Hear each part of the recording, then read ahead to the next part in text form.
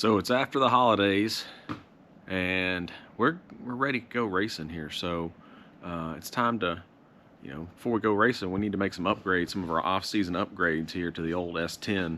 So I just want to go over some quick little updates that we're going to make on the S10 before we get into the 24 season here on the truck here. So just a few little things we're going to do.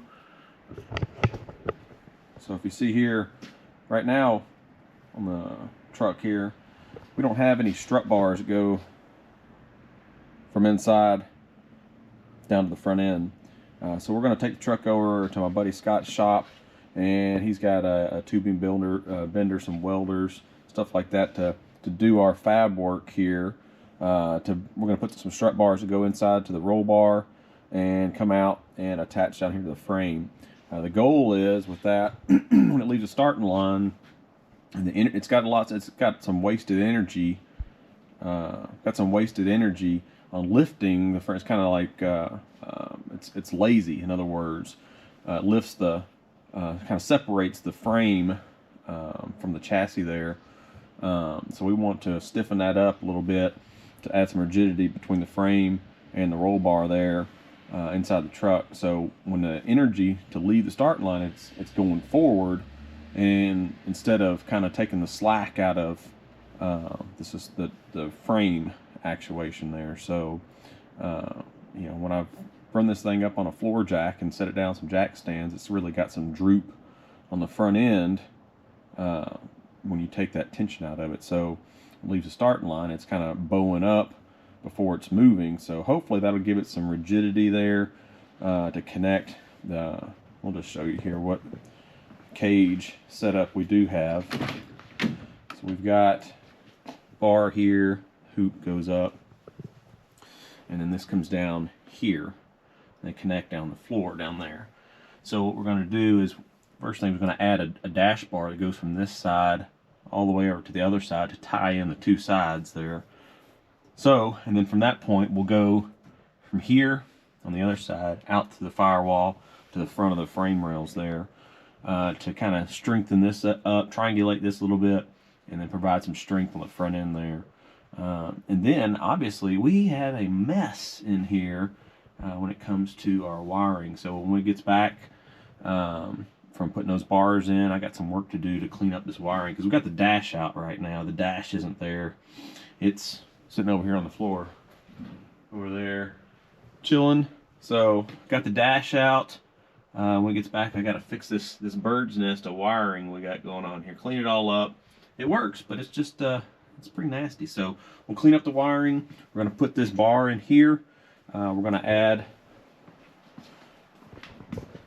our strut bars, come through the firewall, and attach down here to the frame rail to try to provide some rigidity on the front end there.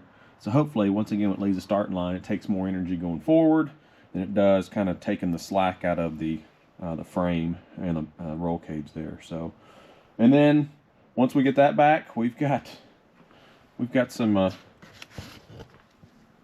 we got another camshaft there. All right, got another camshaft. What else? We've got some valve springage, valve springs. All right, gonna put some valve springs, another cam in here.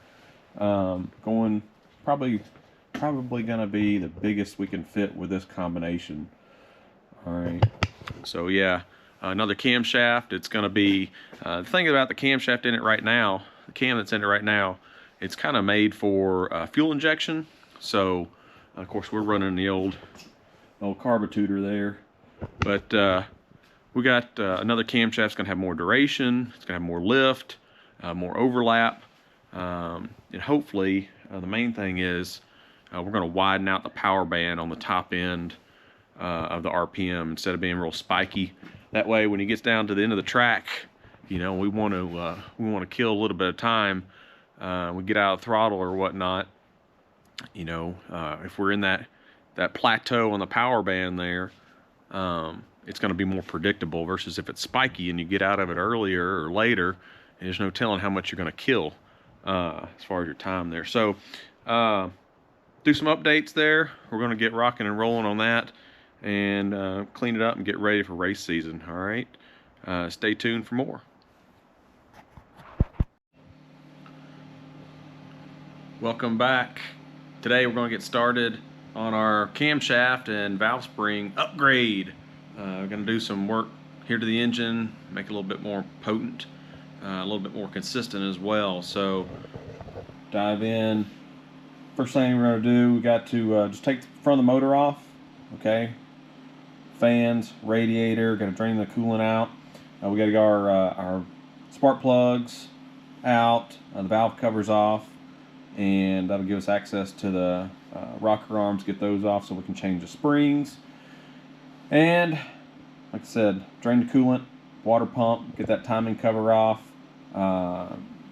radiator. I don't know if I'll take the grill off or not. See how far we got room to get that camshaft out of there. So we're going to get started, get that stuff going to swap the camshaft. Now the cool thing about these engines here is we don't have to pull the heads to swap the cams. We can get the camshaft, pull the rockers off, pull the push rods out, and we can turn that camshaft and it'll push the lifters up in the trays there. And then we've got some dowels we're going to stick in there to hold the lifters up. Pull the camshaft out, put the new camshaft in, pull our dowels out, and then we can let the lifters back down on the camshaft there. So I'm going to get to work. Alright, so we've got our spark plugs out, valve cover off over here on the driver's side. So next thing, we're going to take the rocker arms off. So a little tip there is the bolts that hold the rocker arms on, you want to back those off when there's no spring pressure against it. So some of these you can move back and forth. So that one can move back and forth. That means that one is closed. We're not fighting spring pressure against that rocker arm. Versus this one right here, you can see it's down lower. Can't move that one back and forth. So that one's it's opening the valve. So there's going to be pressure against this bolt. Now you can take it off, but you risk stripping those threads down in the head there. And these heads, aluminum threads, steel bolt, you know, it doesn't take much to strip that out, and that's the last thing you want to do is create more problems for yourself. So go through and we'll back off the bolts that are loose, that our valves are closed. Then we'll go ahead and turn the motor over. All right, turn the motor over by hand and get to the valves, close the valves there, and we can take the rest of them off. Okay. All right, that one's loose, so we can go and take that one off.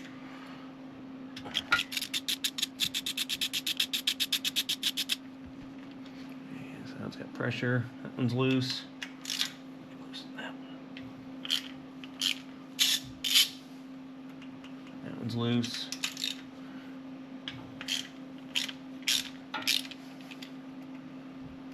That one's loose.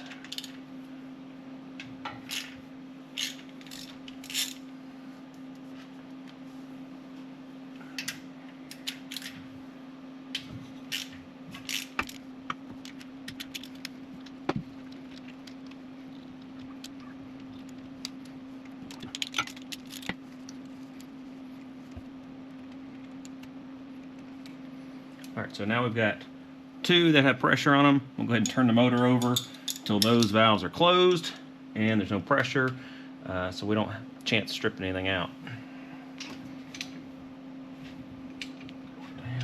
Coming up. Alright, that one should be good. Right there.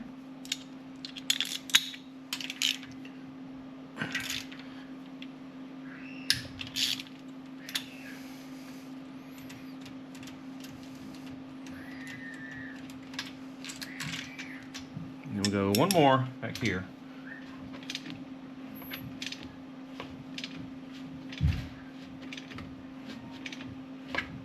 Alright, that one is loose.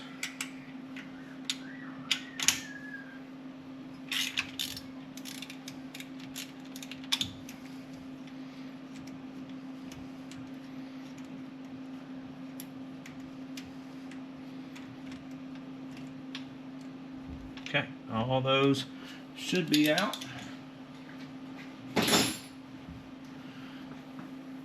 These you can take out very carefully.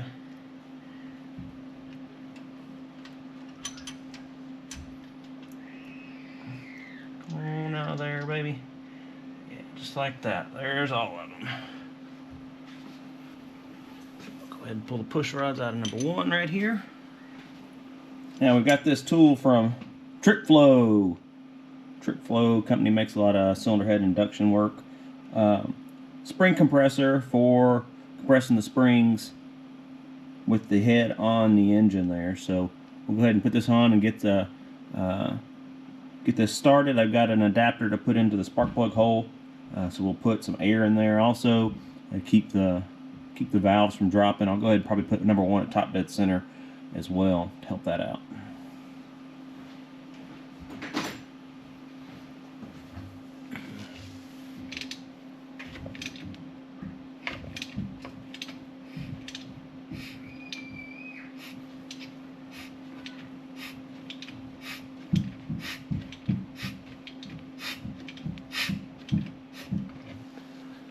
That right there.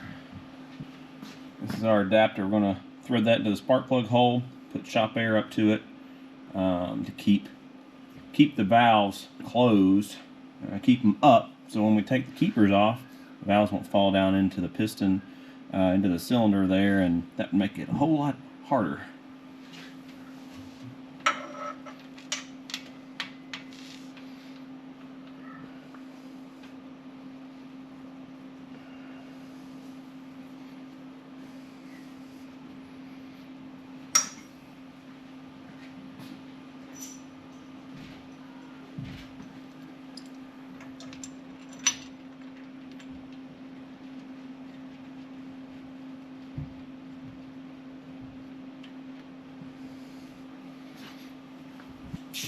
Snug goes down.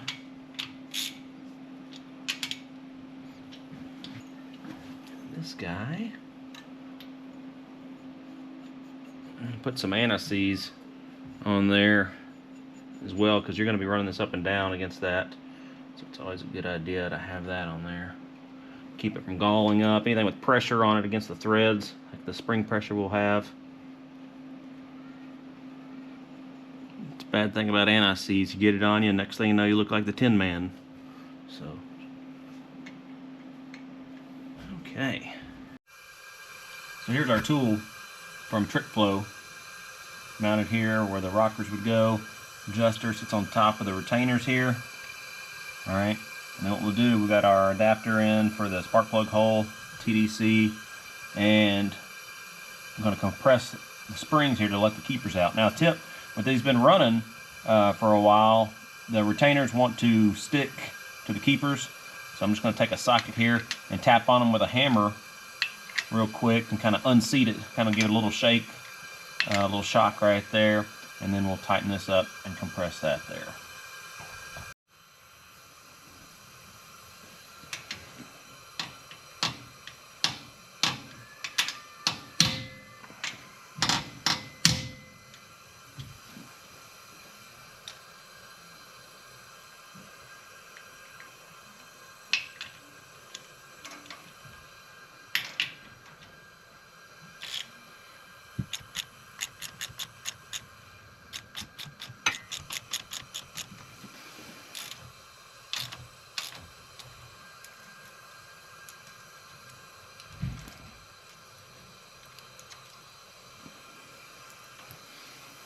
So there we go, got the keepers out, and now we can loosen that up.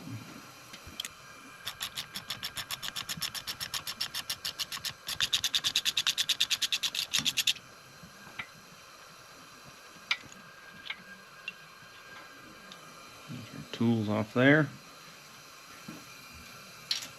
Pull the springs right off.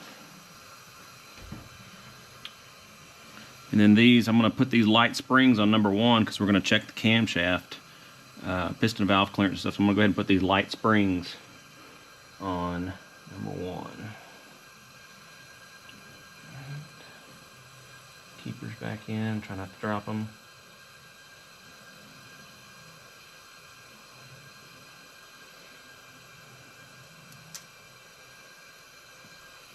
Okay.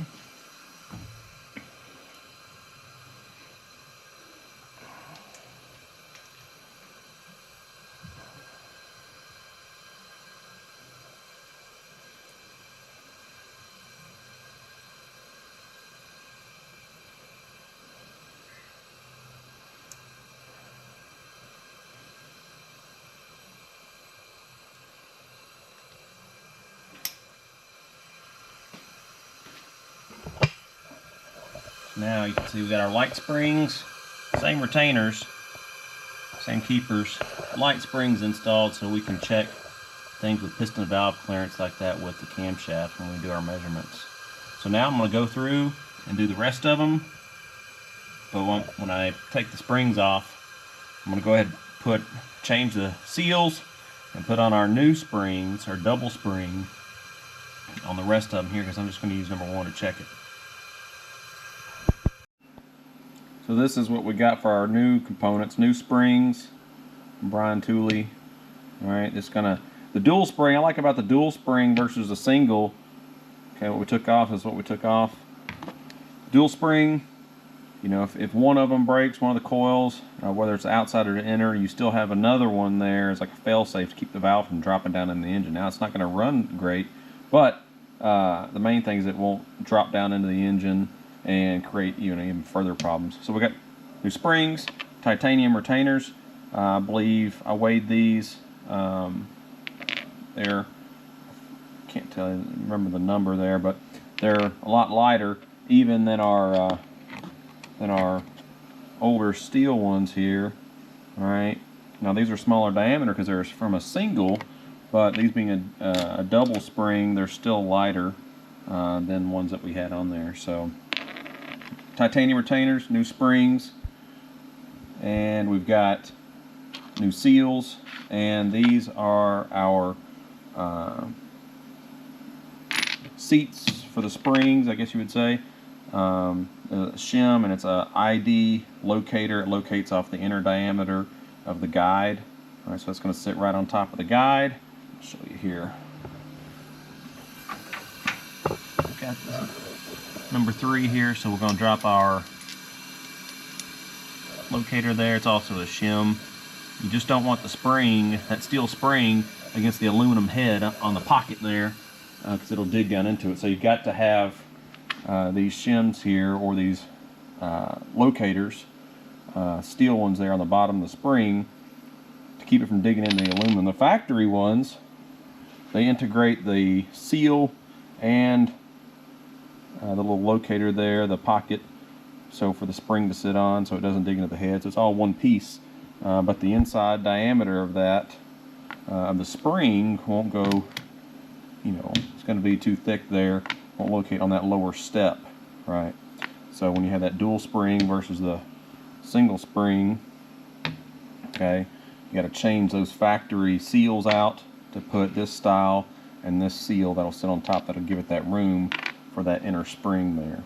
All right, so we've got the locator, and then we'll go ahead and put our seals on, drop the springs on, retainers, and we've got some new keepers as well.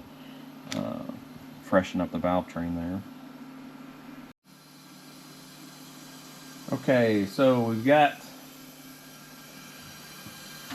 that number 1 working on here. We've got our lightweight checking springs here, but we've also got our height micrometer installed. We want to double check all of our measurements to make sure we've got enough room. Everything we're doing makes sense. So got the height mic installed with the shim, with our new retainers, our new keepers, and what you have to do is you rotate this out until it takes up all the gap there. It becomes tight, and then just like you read any other micrometer, we've got these numbers around the edge, and that's going to give us the height. What is the height from the bottom of this pocket here, spring pocket, with the shim to the bottom of the retainer? That's going to be the height of the spring. Right now it would be when the valve is closed, and then when the rocker arm pushes on it, that'd be the valve open. But we want to check the valve closed. That's what we're doing right here with our height mic. We can take that information there and those numbers for our installed height, and we'll take that, write down our installed height, and then we'll subtract our valve lift. So we know we've degreed this cam in on another engine. We know what it measures. We have the cam card as well, and this camshaft has, I believe, 649 valve lift on the intake, and I think we come up with 617 valve lift on the exhaust. That's with the rocker arm, lobe lift times your rocker arm ratio on those. So we subtract that down, and let's see here, our numbers. All right, so it should give us about 78 thousandths on the exhaust for clearance from distance to coil bind. Intake's a little bit tighter, you know, closer to 60 thousandths there, because it has more lift. But you know, these springs that we've got, these springs from Brian Tooley on the box, they call for 1 inch 70 thousandths as the advertised coil bind. But I've measured them a couple of times and found some variances that I've got, you know, between 1 inch 90 thousandths, 1 inch 100 thousandths is my measurement. So I'm kind of going in between there to do my math on that. You know, even though the box says one thing, if you measure it something else, well, it is what you see there. What you see is what you get as far as your numbers, whatever you measure on your components. So that's what I got there. So sometimes you can't really trust it. You always need to check your own measurements there.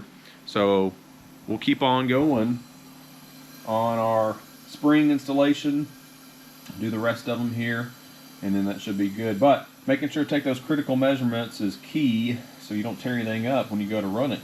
So that things are expensive enough building them the first time, right?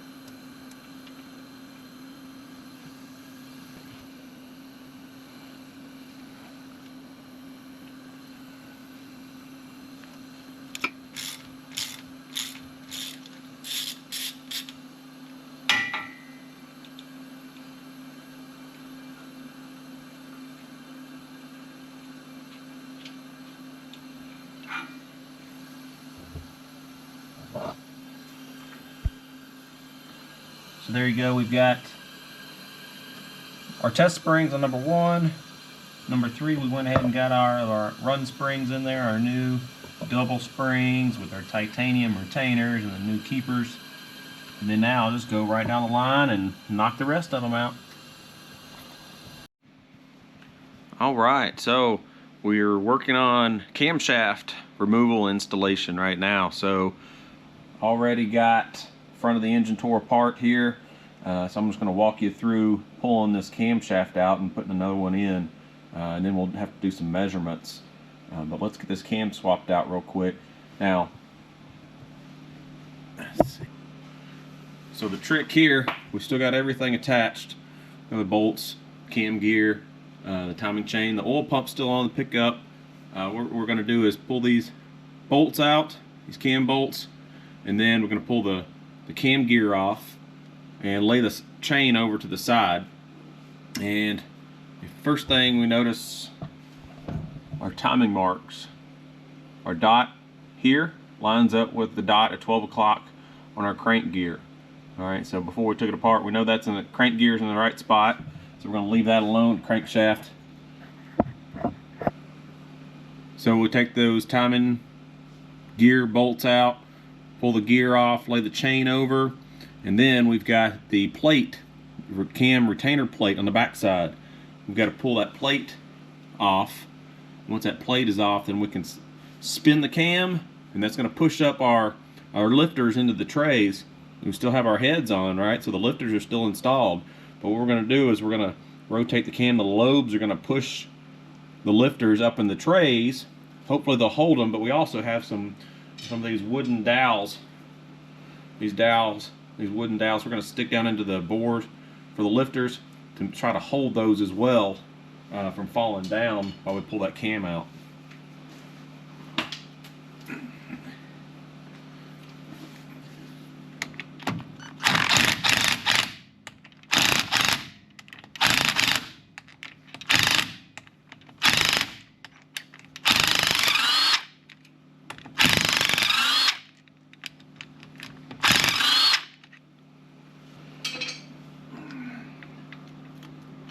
Alright, so with this dual roller timing chain set, it's been fighting us on having enough clearance to pull the cam gear off. So I had to take some wedges here, some plastic wedges, so they wouldn't bar up the surface. But to pull that chain back, because you can't get to the pickup tube. That's got a dual attachment pickup tube here.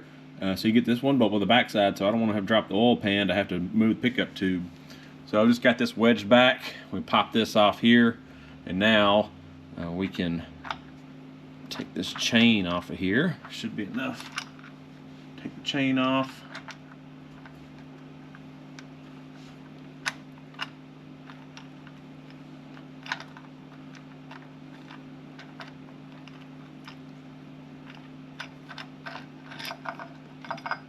That.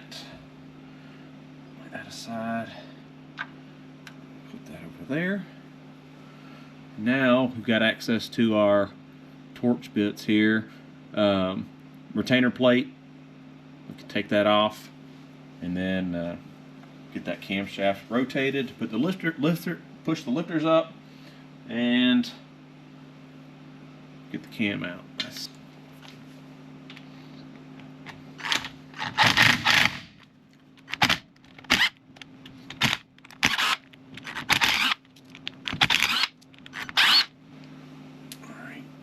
Plate off there, and this retainer plate's got a seal on it, so I've got a new plate. It has a new seal. It's kind of impregnated into that plate right there. So I'm going to go ahead and put a new plate with a new seal, since I'm already this far deep into it.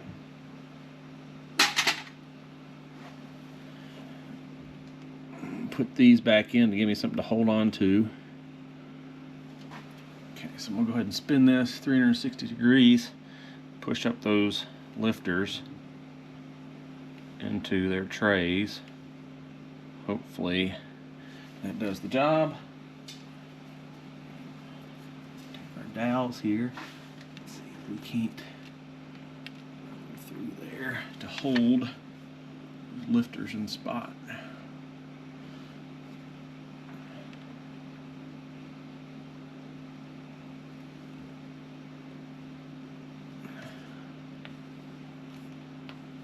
Now these are like 5/16 dowels. Fitting pretty snug, so it's positive there. Alright, that should be all the way on those lifters. So now they can't move anywhere. So we're going to make a quick motion here to pull that camshaft out and put the new one in. I already got the new one oiled up, cleaned up, oiled up, ready to go. So we can make a clean removal and install here. So we'll go ahead and try to pull this guy out.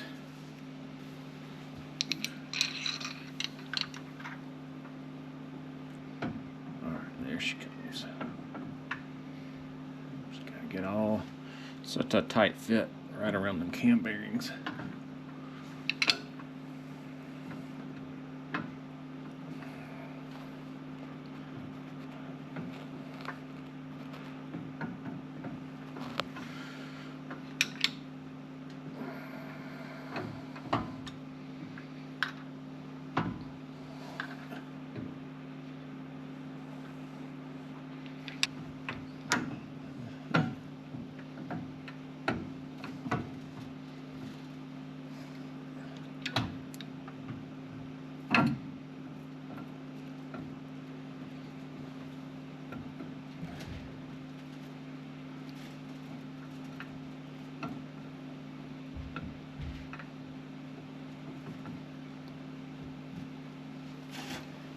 old one. Oh, we got one that's dropping down. Let's see, we got two of them that dropping down. I'm gonna try to get those pushed in there, pushed back up in there. Let's see, two of them that are kind of dropped down a little bit. Way in the back. Let's see if we can push those up. Save this here.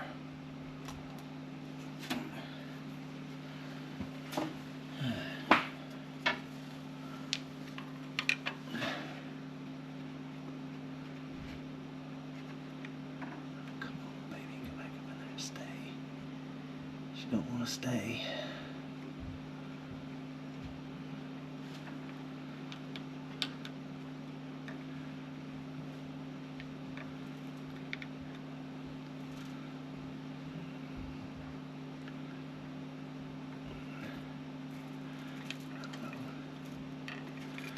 If I can pull them. Alright, so we're going to go ahead and put it in as far as we can. The new one.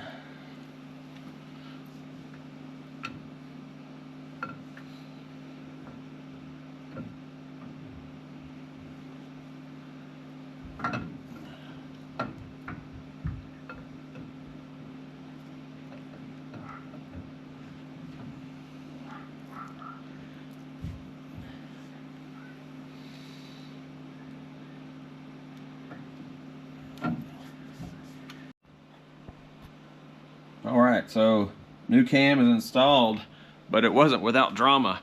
Trying to get the new cam in, the lifters, you know, the goal was to put these dowels down through the lifter bore, the oil passage there to hold the lifters up, and it held them up pretty good, except for two of them slid down just a touch, just enough to get in the way of the installation of the back on that would bin number 6 and 8.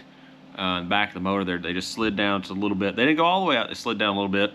So what I had to do is get a little bit creative. I didn't have a small magnet, so I just took a push rod and a magnetic tip, taped it to the end of it, and then had to stick down into the push rod hole to get a touch of the lifter there. And then I took a pry bar, my longest pry bar I had, all the way through to push it back up, and then use the magnet to hold it in place while I slid the camshaft in and they could drop back down. So two of them wanted to come out, but we said, wait, we ain't doing this game. So we got those up,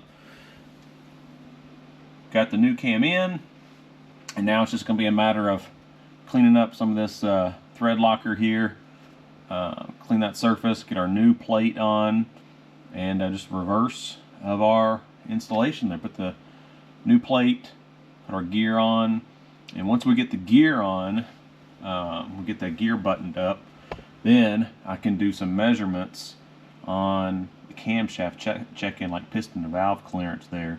That's the big thing I'm worried about, piston valve clearance. So as long as that checks out, dot to dot there with our marks, we're going straight up with the cam installation. Put it dot to dot, and then check our piston to valve clearance there. I'll walk you through that. We got an indicator. We'll set our indicator up here, rotate the motor, get it as it's starting to open up, the intake, and on the closing side of the exhaust, that's where we will measure our piston to valve clearance. Push the valve open, see how far it goes till it touches the piston there. Hopefully, you know, we got enough room, so we'll see.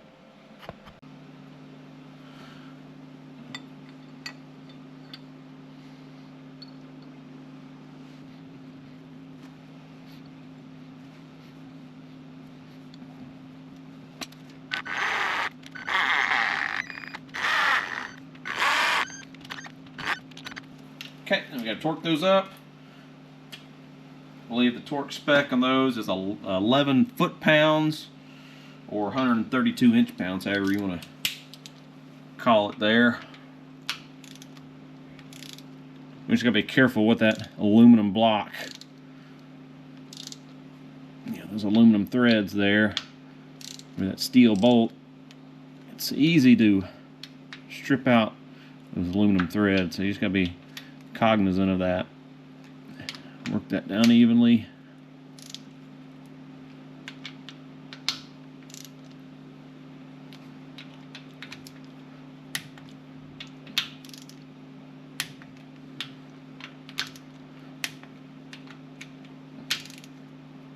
Yeah, just do it one more time.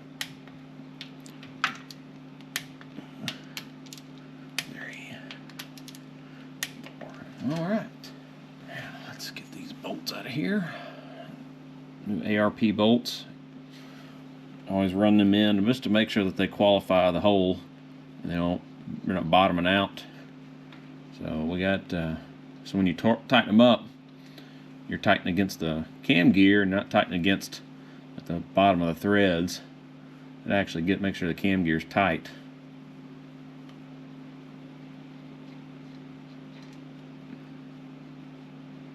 So I think we'll spin this around. I think where we were when we took it apart, it was somewhere over here. I'll have to look at that and see.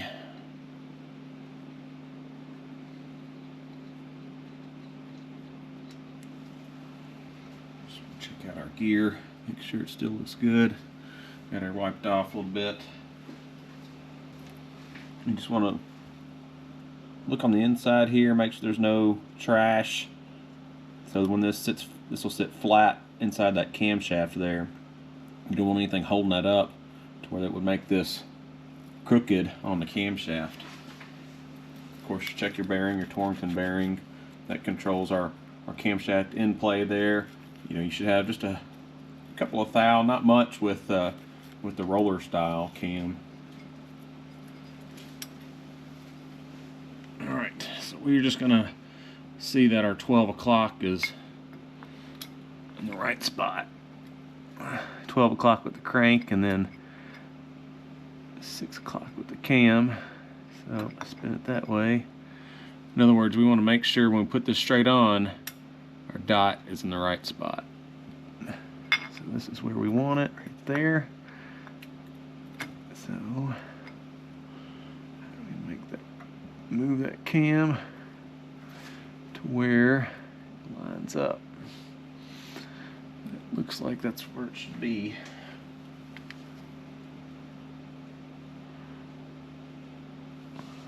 So we'll leave that right there. Now we pull this off. And then the tricky part, getting this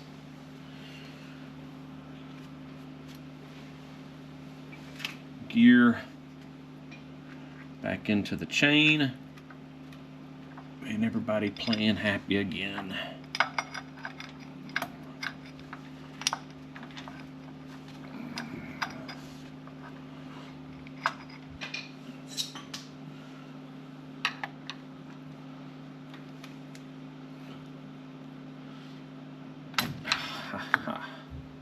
Little persuasion.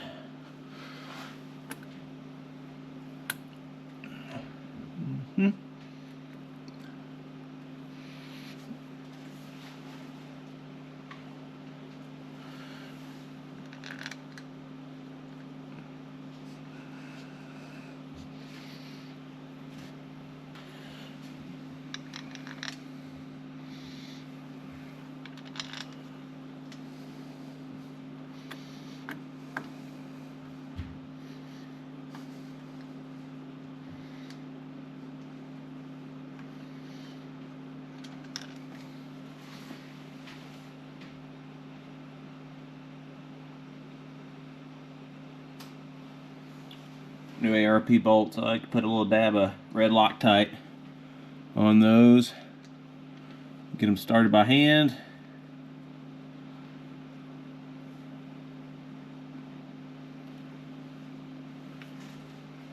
Zip up.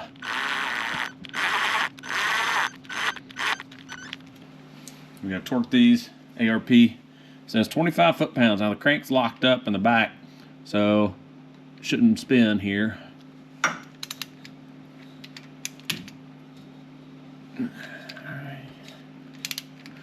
Work them down evenly. Click.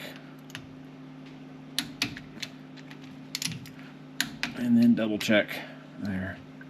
1, 2, 3. And I'll get the oil pump bolted back up. Gotta take our shims out there, get our oil pump bolted back up, and then we can do some measurements there. Cheese. All right, so we've got the new cam installed, but we're at the critical point where we're doing our measurements. And this measurement here, piston to valve clearance, where you know, you get the thing too close, start revving it up. You know, the valves, pistons, they become 1-to-1, and it doesn't end well. So checking these clearances is critical to making sure this thing lasts a long time, or lasts any time at that point if you get too close. So what I want to show you here is something we've run into. Okay. All right. So I've got my setup.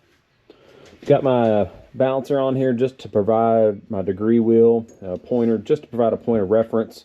It's not set, but it gives us a point of reference for for moving our balance here and getting the piston position.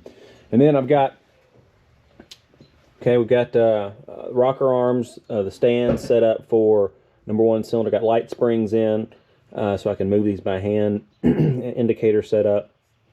So what we're going to do is rotate the engine, as you start to open up intake, as the intake starts to open, and then we'll push the rocker arm down till it pushes the valve till it touches the piston, and you can measure how much piston to valve clearance you have. And then obviously, as you start to, that valve starts to open more relative to the piston position, you get to a point where it's at the closest point. So right now we're at our closest point. Let me show you what we're dealing with here. So generally, I'm going to say we're right about 12 degrees after top dead center. All right, about that area. Let's show you what we got. So let me set this down here, and let's see here. All right, so we'll watch our indicator here. Now this indicator, each revolution is 50 thousandths, so it's a half thou increment here, so it's a very fine indicator. So each revolution is 50 thousandths, okay? So if I push this down, and we'll go ahead and zero it out for the camera. Let's see here. All right. So it went 10, 20, 30. We're right about 35 thousandths. Move that back. 0, 10, 20, 35 thousandths. And our piston to valve clearance. All right. That's too much. Our minimum number we were looking for was 40 thousandths, and we're under that, just under that. So this is a situation where, actually this is the second cam we put in here. The first one that we got, we only had about 15 thousandths piston to valve. So we got another one with a little bit less duration on that. And now we're up to 35 thousandths. We got more, but it's still under our minimum of 40, what we're looking for. So what we're going to end up having to do is take this cam out, all right, and we'll put our the first one back in, the one we've been running. We'll just put it back in until a future date, because what we need to do, ideally what we need to do is these pistons, we need to take the pistons and either, we could cut these, or for the build, it really needs a domed piston with valve reliefs for the intake and exhaust.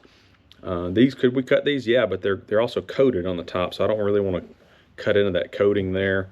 Either way you cut it, to fix this problem, it's going to take some work.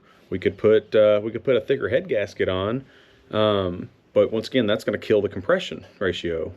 So what you're trying to fix in one area, you're going to hurt the other. So at the end of the day, you're kind of in a wash with your gains. So at this point, we're going to go back with the original cam. We know the clearances were good. When I measured that one, we were about 80 thousandths piston to valve clearance on the intake on that one. And exhaust, we had a lot more, so we're no problem with that one. But yeah, this one's got 30 thou head gaskets right now. I think the heads have been milled a little bit too, so that's why it's pushing these pretty close for what would typically be a mild camshaft. So, all right, so the goal here, all right, let's get this cam out. Let's get our old one back in. All right. All right, so just an update here. We've got our driver's side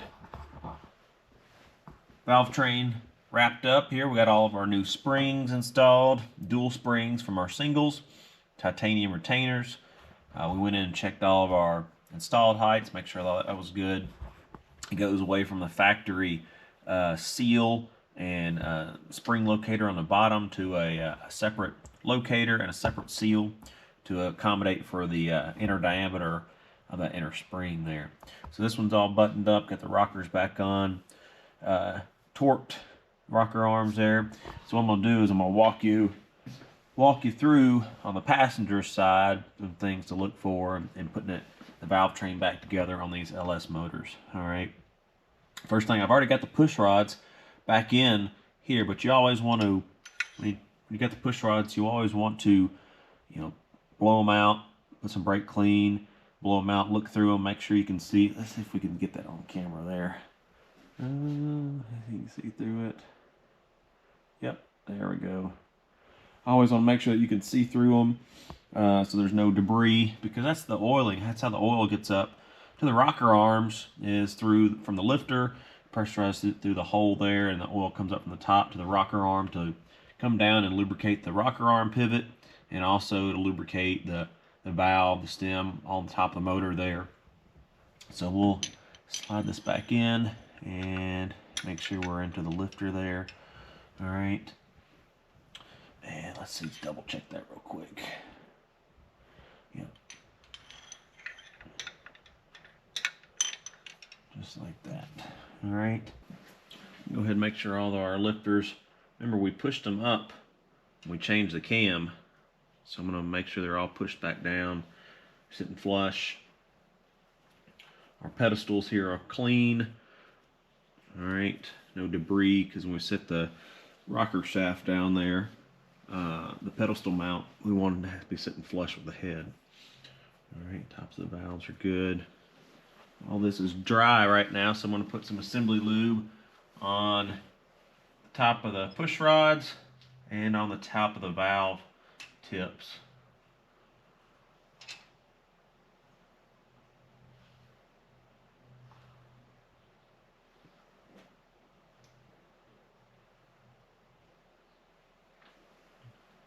Tip the valves there. That way we don't have anything dry on our pivot points. I just got some Lucas assembly lube. We can take all of our rocker assemblies, all the rocker arms. Obviously, on the LS3, the rectangle port, they have a staggered or offset rocker arm on the intake, and then the exhaust are straight. So just make sure you got those positioned correctly. And we're just going to set them down here.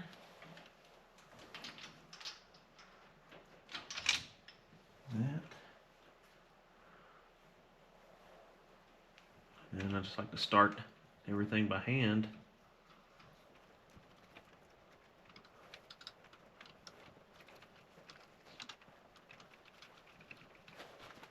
So now what you're fighting is, when you put this together, some of the valves, some of the lifters are going to be pushed up, and then some of the lifters are going to be down. So in other words, some of the valves are going to be in the open position, some of them are going to be closed. Just depends on where the engine's at and its rotation.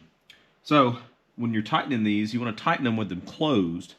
You don't be fighting spring pressure that could put too much pressure on the bolt into the aluminum head there. You got a steel bolt and the aluminum head with those threads there. So do yourself a favor and tighten them down with the valve in the closed position, so you're not fighting that spring pressure to tighten those rocker arms. All right. So we'll go ahead and run the ones down that are closed, get those tightened, turn the engine over. All right, get it rotated to get the ones that are up. We'll knock them down, and then we can tighten those as well. Now, some people like to go in and tighten them all no matter where the engine's at. They're just putting a little undue stress on these little bolts here. I don't want to risk stripping those out, because then you just set you back.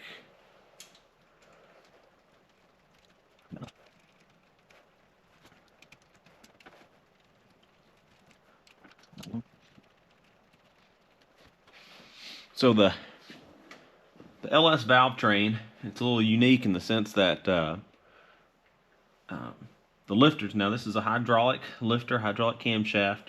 So you have to put the will be preload on the lifters. All right. Now this bolt right here, you tighten it to a certain spec and that's it. Okay. Like an old school small block, you would tighten the bolt depending on the preload on the lifter. So it may be 0 lash and a half a turn or 3/4 of a turn.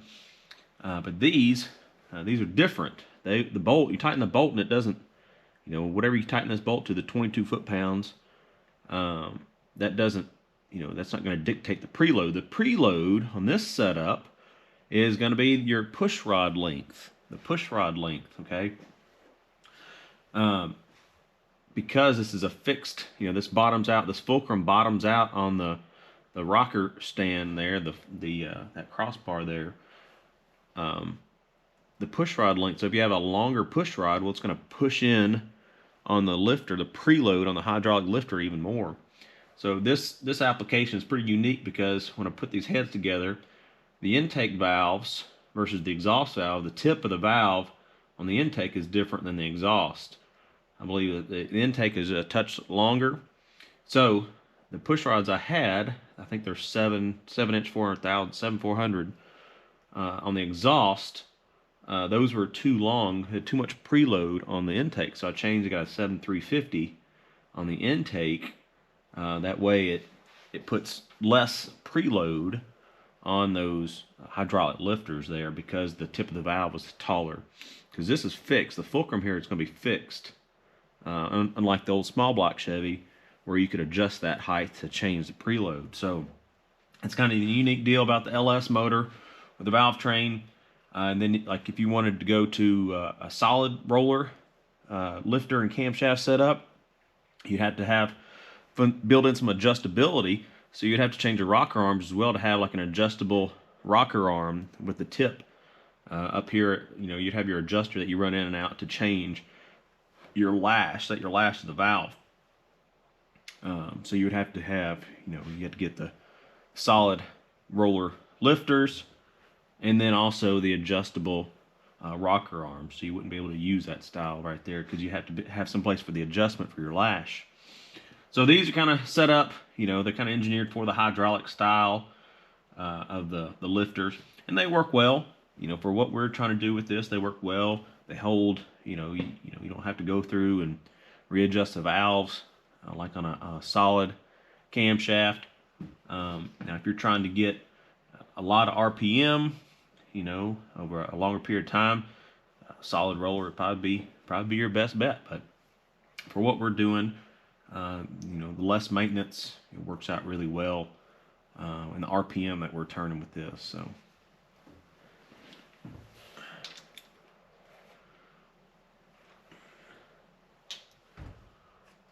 Go through and make sure your push rods are sitting in the rocker arm there.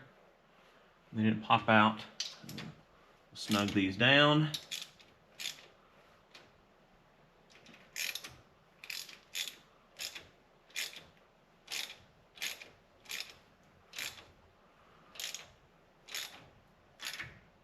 So you'll find that these hydraulics lifters, they'll be pretty tight to preload. So you go ahead and tighten these up, and what it'll do is it'll actually open up the valve before it pushes in on the lifter there, but then it'll bleed back. That valve pressure, the spring pressure will overcome that and bleed back when you've got them full of oil. That one's up, so we're going to leave that alone for right now. Snug that down.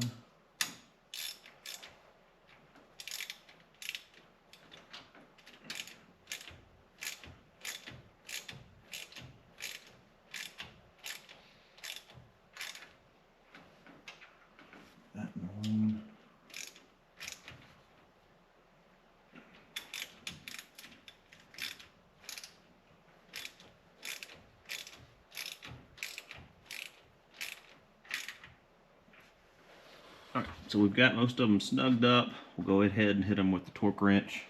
22 foot-pounds for these stock style bolts.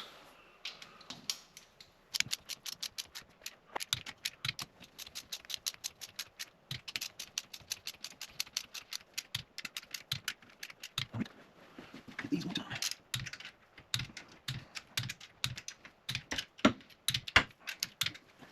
Now we'll go ahead and turn the motor, put the motor in a different position so we can get these that are up, get those down up off the spring there.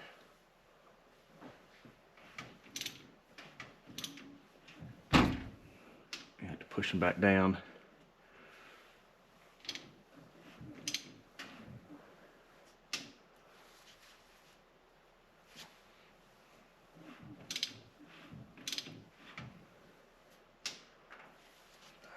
A little bit more, double check that. There, there.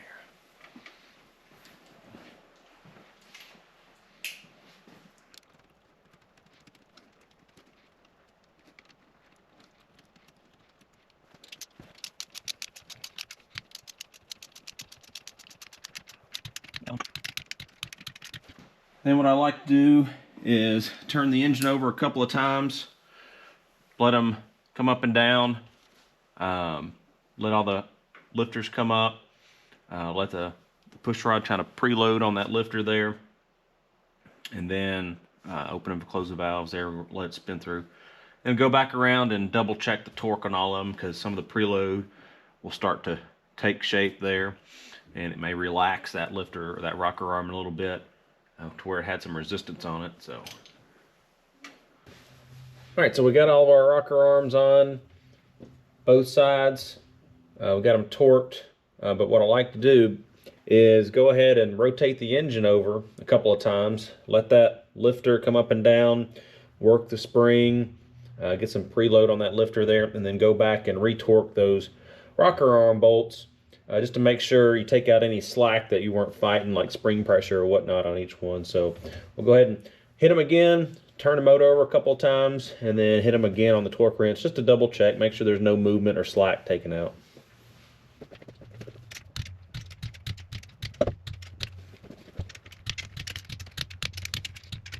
And we'll spin it over, probably go 360 degrees, that way we'll get half of that rotation there.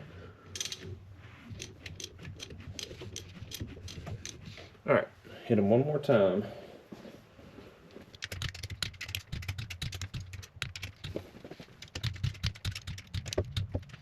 Then we'll do just one last visual to make sure everything looks good. All of our little clips on our fulcrums there, the little CHE inserts that we got, instead of the bushing, instead of the bearing, the needle bearings at factory style. So got rid of those, got the bushings, they work really well. Make sure all that looks good. No issues. Push rods are all in their locations in the rocker arms, tips of the valves lining up with the rocker arms. That looks good. Nothing fell down in there before we put the valve covers on, you know, so don't even want to have any silly issues make a big deal. It's the little things that can really tear your stuff up. So all that looks good. Now I'll just take some assembly lube and then just hit, I like to hit the outlet of the rocker arm where the oil comes out from the push rod. I like to hit some lube on the pivot area on the rocker arms where the fulcrum is. And then down here on the tip of the valve, just so it's not dry until that oil starts flowing up there.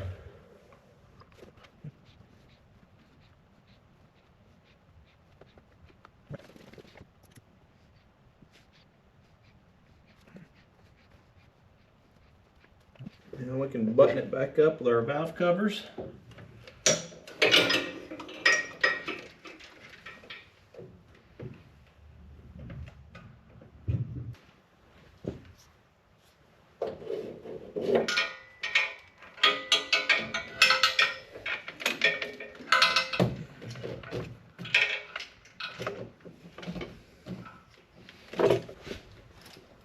you just got to be real careful with the valve cover bolts on these engines because they're real small diameter. And people want to really crank on them. They can break, they can snap off easy. So work it down easy. Do it by hand. That way you can feel if it's going in crooked, or maybe it's got a little burr or something causing it to have an interference with the threads there. And then torquing it down, 106 inch-pounds, what they call for. So I always just like to hold it kind of up a little bit from the middle out. Try to work it down evenly. So we've got the valve covers buttoned back up. We're not pinching anything. They're all torqued up. Rocker arms are torqued. So now all we got left to do is spark plugs back in, put our plug wires on. I got to button up some more stuff up here in the front of the engine, and at that point, we'll come back to it running. Try to get it fired up. All right.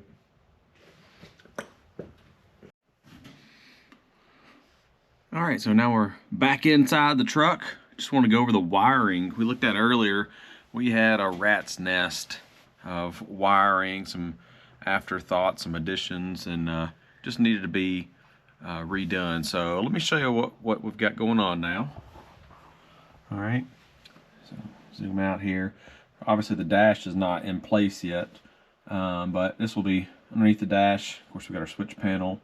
And then the gauges over here as well, sitting loose. But this is the main thing here. We had our plate with the ignition box, RPM switch for the shifter, and then a couple of relays set up beforehand. But now we've kind of moved that to the side. The main thing we added here, we got our power coming in. All right, we've got a main fuse. All right, 100 amp main fuse, and it feeds this power strip right here. All right. And then from this power strip, we've tagged up here to this fuse box, this sort of little command center area here where we can go straight from power comes in through the fuse, and then we can tap off to our series of relays. All right, so we try to add, use relays where we could. So we've got the ignition box, shifter, fan 1, fan 2. We got 2 fans now instead of just 1.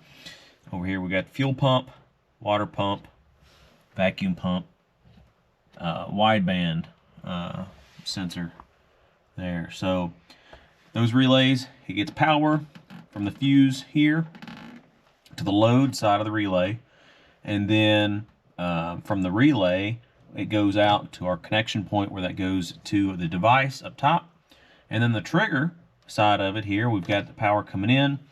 That would go from, that would be the power input, like for instance, the fan would be from the fan switch, and then at that point, the other side, it would be the ground, and I've got my grounds tagged off on these lugs that feed, that come to this terminal here, which goes to the chassis.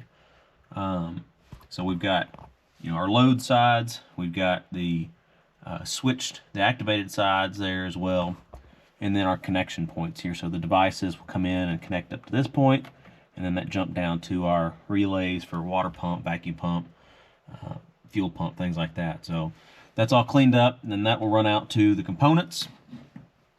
And still got our ignition box and our RPM switch there for the shifter, and it still uses the plugs. So right now we've got 6200 in there. All right, so that's when it shifts. Okay, when that's hooked up. All right, so clean that up. We reduced a lot of the wires there, and then you can see here's also where our strut bars tie into the roll cage as well that we added. And of course we added this dash bar this off season. Switch panel that'll bolt and screw into the dash once we get it back on. So now what I'm going to do, the moment of truth, is I haven't hooked the battery up, so we haven't gone hot yet with this setup. Redid all the wires on the interior. So what I'm going to do now is hook the battery back up, turn the switch on, and hopefully there's no smoke, right? No issues there. So we'll check this out. I don't think we have anything that could possibly arc, you know, when we get stuff loose, like our gauges here, gauge cluster, and then the switch panel here. I just don't want it touching on any metal, but I think we're good there when it comes to any metal connection. So I'm gonna hook the battery up, and then make sure we don't hear anything burning, sizzling, smoking, and then you get to watch. We'll fire it up for the first time. I'll have the camera on it, and turn the power on, and then we'll go through and make sure the electronics do the electronic things they're supposed to do, since I redid this whole setup. Now, maybe I made some mistakes. I don't know, because we still utilize the factory ignition switch, so it's got 5 or 6 terminals off of it. That includes, you know, power coming in, has loads going out for accessory position, run position, crank and run. So it's got different wires for different positions on that factory style switch that we're still utilizing. You know, it still kind of keeps some of that street mentality to it, but you know, you can take the key out of it, have a little safety, but you know, not full race car mode. You know, we still have door panels, right? Still has the headliner. He still has a headliner, dome light. So it's not full race car mode, but it's pretty close, right? We still got the factory side mirrors. So we'll set this down, hook up the battery, and make sure everything's working right.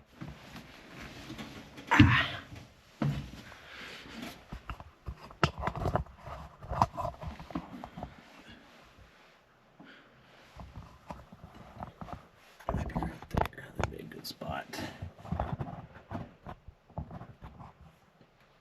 Try that.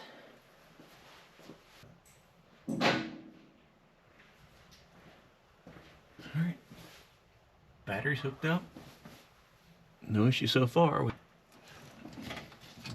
So, our switch panel here. Let's see what this one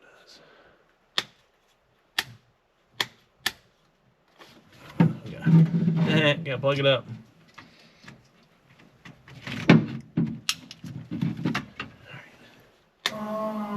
There's fuel pump. That works. It's the fans. Like those. That's the water pump. Okay. Alright, so that works. Let's check our, this is our light switch. Goes into the dash once we get it hooked up. Let's see which one we got here. That's the dome light. Dome light works. That's going to be our parking lights. And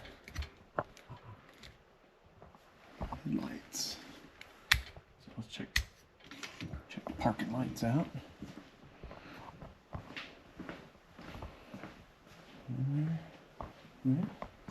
Yep. Looks good. What about the back? Yep. Parking lights work. The old bulb check. Do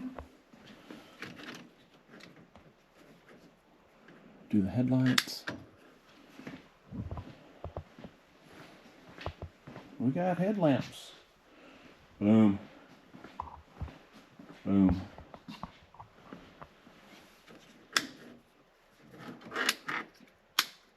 Alrighty. Looks like that stuff works. Should we go ahead and hit the ignition switch? See if it does anything. Alright, so it's time to do a little test fire here. Make sure all systems are go. Alright, so we've got our got our dash put back together for the most part. Gauges, switches, all, of course, all new electrical.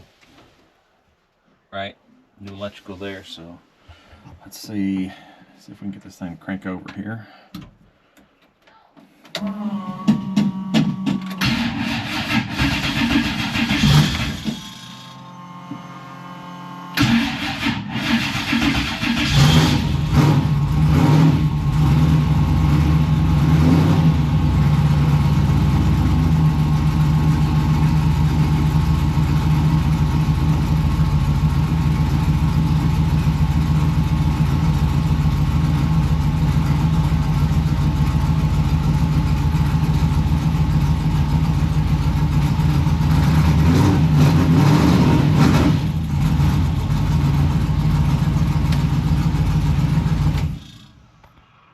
There we go.